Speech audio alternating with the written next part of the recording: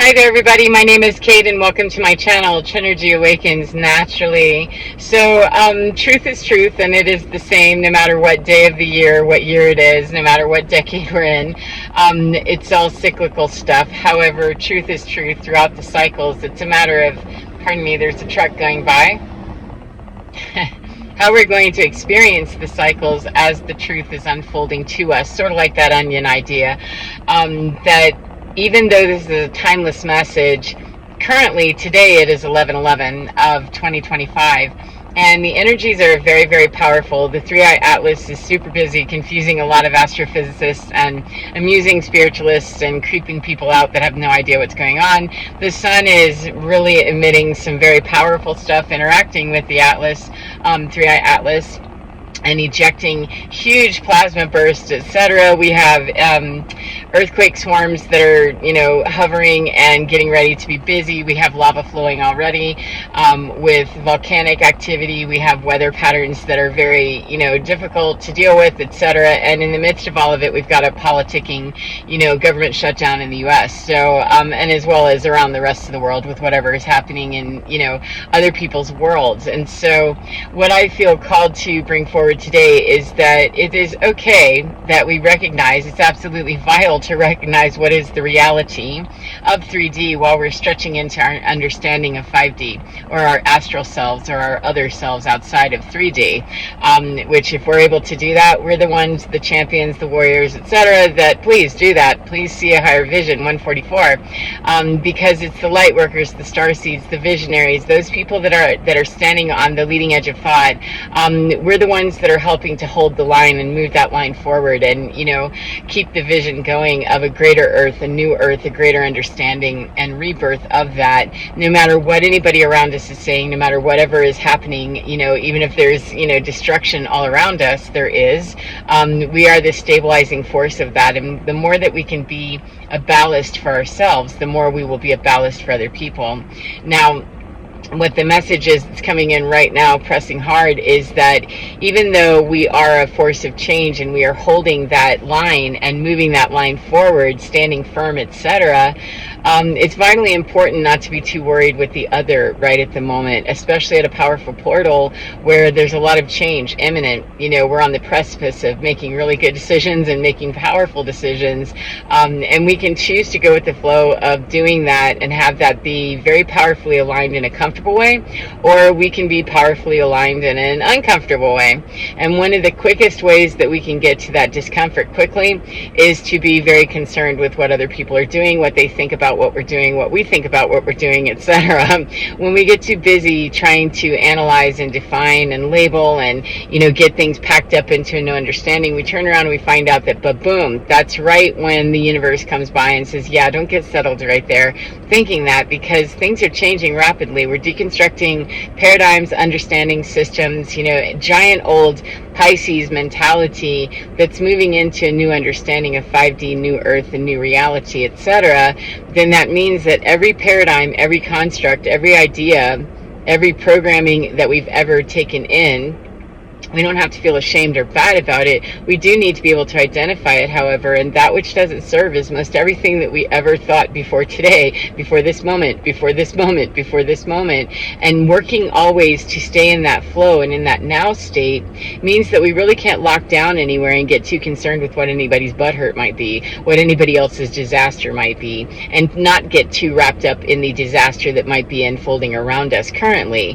It's not a matter of running away from any of it. It's a matter of face all of it, dig in, call it what it is, and then move from there with the higher vision. I see a lot of spiritualists who want to just kind of jump over that point. They want to say, well, love and light, which, hey, I'm all about it. However, when you're surrounded with destruction, there's not a lot of room for the love and light discussion, because you got a lot of scared folks that are running around wild and searching desperately for safety and comfort. And if I can't provide that for myself, I certainly really can't provide that for anyone else. And there are very few people who are ready to jump on the love and light train, when they're in the midst of their life blowing up all around them. And sometimes we're using that as a means of dealing up with the fact that our life is blowing up as well, that we just kind of go into that, well, it all has a purpose and it'll all work out, and deny, deny, deny.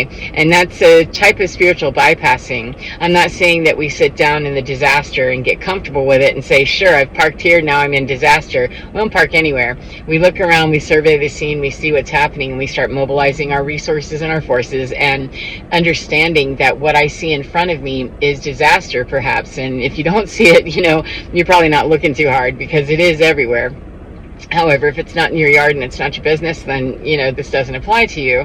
However, if we're really wanting to just kind of not look at things, we can get spiritually bypassing busy with, going into areas where love and light and forgiveness, allowance, healing, compassion, all of those things are absolutely necessary. They're a requirement for New Earth. They're the entry ticket, the golden ticket for entry to New Earth. However, we do not exit old Earth, old understanding, without identifying that that's what that is, because the polarity is huge, and if we just state the polarity of, well, I'm in this one over here, and we never build the bridge of understanding from this place to there, then we've just kind of taken a circuitous route that is not really real.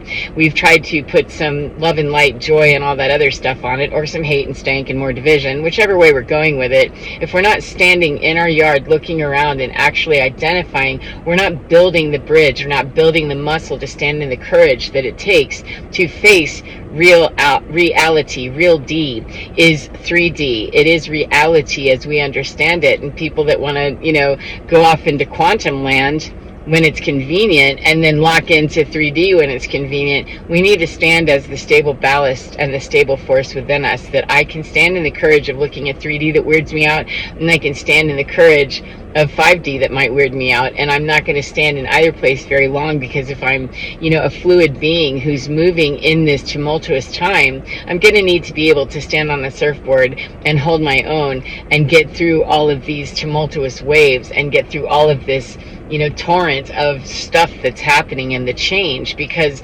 nothing about the universe is stable except change. The only constant is change, and there is order in the chaos, and there is chaos in the order.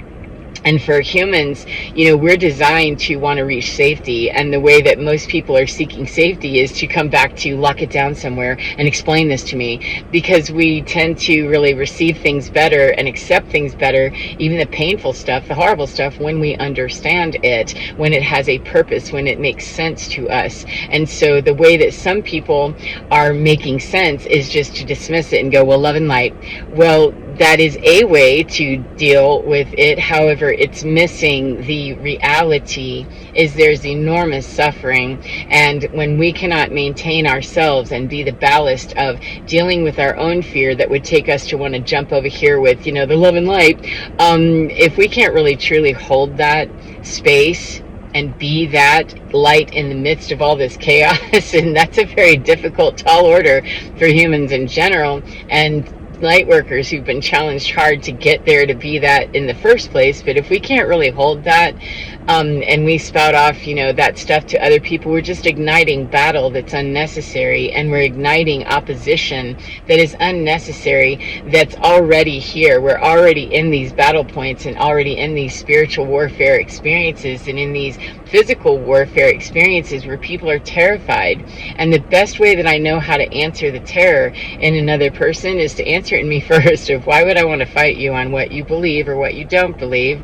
I simply maintain what I am, and I stand as that if you choose to learn how to be more solid in your 3D, your 5D, your any D, your any experience of reality, of whatever you want to call that, it requires courage. And as a leader, perhaps maybe the best way I lead is to be leading by example, which is, I choose to maintain and understand what I'm seeing out here. I see the scene without getting involved in the scene. I observe without being a part of the disaster. I can see that this is what's happening, and if I can't remain calm, then I'm a part of the disaster, and I need whomever it is that does disaster management and recovery to be that one. And so the way that we become that one is to start looking around our own life, not to try to bypass bypass it, not to try to wait for the managers to come in and somebody save us, that some off-planet help is here to save us, that Jesus is coming, we're moving to a new planet, whatever it is. More of these dumb calls of persistent bothering with marketing, etc. People are really out there in their behaviors that just don't serve. So anyway, nice distraction, but get back to the point, which is that the way that we really answer this best is to get inside of us, and where we feel the polarity of pulling into judgment about something, or into, I'm going over to extreme light when I'm looking at extreme dark.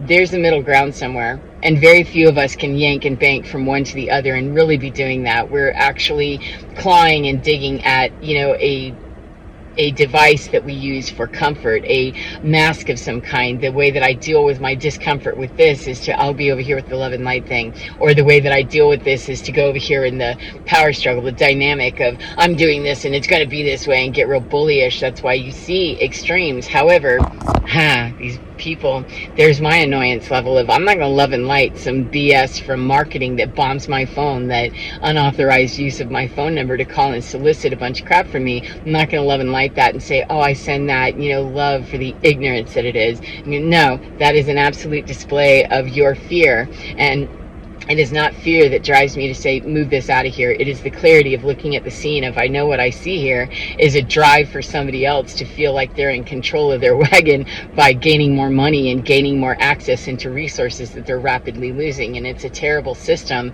that is being clawed apart. And the way that I answer that is not to get into the full annoyance and the full frontal assault of those companies that are marketing and bombing my phone constantly. It's not to hate that direction. It's also not to be very unclear about it either and say, well, they're just ignorant, bless their hearts. No, bless your heart perhaps. However, absolutely destroy the paradigm of believing that that's okay, whatever it is that you're doing, and cease and desist and go away.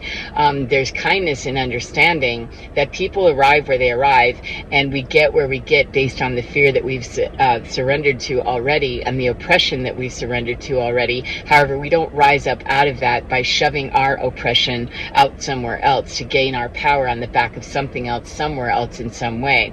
And unless we can move, from the darkness, seeing that telephone bombing me, if I can't move quickly from being able to understand both sides of that polarity, that you are intruding in my private space and my phone that I pay for, and you're coming in with your offer of solicitation that is very unholy, in my opinion, and it's unauthorized. I didn't ask for it, and it's insistent several times a day from multiple companies, no matter what I block and send away, that I can identify the dark in that and say, absolutely no, block and move it on, and be also kind about understanding that that is the old system. However, the old system is dying. Did you not get the notice? You've been served that this is a system that's dying, and I absolutely don't put my stamp of approval on it energetically to just bless the hearts of those ignorant people who continue to. No, that needs to have something more severe put into it, in my understanding, so that I can move more clearly from, it is okay to not want to be abused, and to not, want to stop,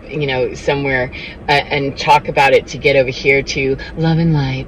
I'm going to need to take a little rest moment here and say, that's some bullshit. It's a terrible ethic. It's a terrible practice, and I don't appreciate it, and I feel angry and violated by that. Okay, then, cool. Now what's the next step is that it's born out of ignorance. It's born out of fear. It's born out of being in a system that allowed that said that that was okay. And I'm here to be part of the destruction of that system. And by standing in the raw reality of, that's annoying to me, then I'm not going to bypass, hop over here and go, well, bless their heart. No, if I was able to do that very quickly, cool, then great for me. However, that's not the reality for most human beings, to want to zip into a place they don't already feel comfortable in. If they felt truly comfortable with it, we wouldn't have the raw reaction to it. And it's quite okay to have human response to abuse or violation or people encroaching upon our boundaries. We've gotten very used to being violated on so many levels that it's very hard to imagine where we are not being violated. And to be able to delineate, it's part of our process to understand that angers me, that bothers me. It's not to sit in that, park in that, get comfortable in it and start raging about it. There's no help in that. The help is in saying, yeah, that is a violation, block and report, and move this on energetically over here with, I understand why you're doing it, and you're still not welcome here. you've been served. So anyway, I hope that that's been helpful for you in some way, and I hope that you're finding respite today somewhere in your day, no matter what part of the day you're in, that you're finding the courage to stand in your skin and reach within, because you're divine. It can keep you in line, and it does, if we get out of the stories and all of the butthurt and all of the, rage, etc. But we don't get out of those things without first identifying that your scene shows you that there's some things that are on fire here. We might want to identify that there is a fire before we start denying that the fire is going to burn us to the ground. Finding out that we're burned to the ground is how we learn, and that's a much tougher way to do it. If we get ahead of that, then we're not on the phoenix side of it. And when we phoenixed enough, we start realizing what the signs of fire and smoke are, that, oh, there's stuff on fire here. I'd rather, put this one out before I have to phoenix my way out of it. So anyway, as I said, enjoy your day and get within, because you're divine. It's absolutely gorgeous, totally capable, and totally fine. Take care of your beautiful selves, and I'll see you again next time. Mwah. Goodbye, friends.